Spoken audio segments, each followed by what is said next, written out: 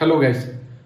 India south Africa women's world cup match நடந்துட்டு இருக்கு. இப்போ ஃபர்ஸ்ட் இன்னிங்ஸ் இந்தியா பேட்டிங் முடிஞ்சிருச்சு. இந்த வீடியோ ஸ்பெஷலாக ரிச்சா கோஸ்க்கு தான்.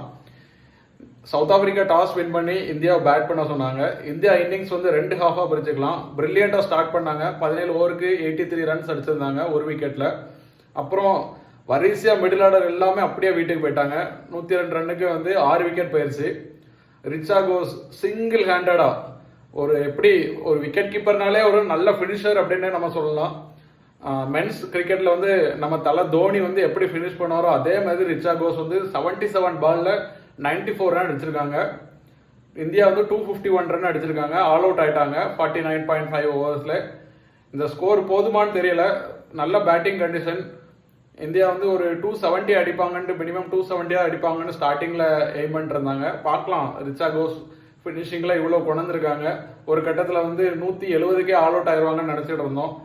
இந்தியா எப்படி பவுலிங் பண்ணுறாங்க, ஸ்பின்னர்ஸ் எப்படி யூஸ் பண்ணுறாங்க, அதை பொறுத்து தான் இருக்குது.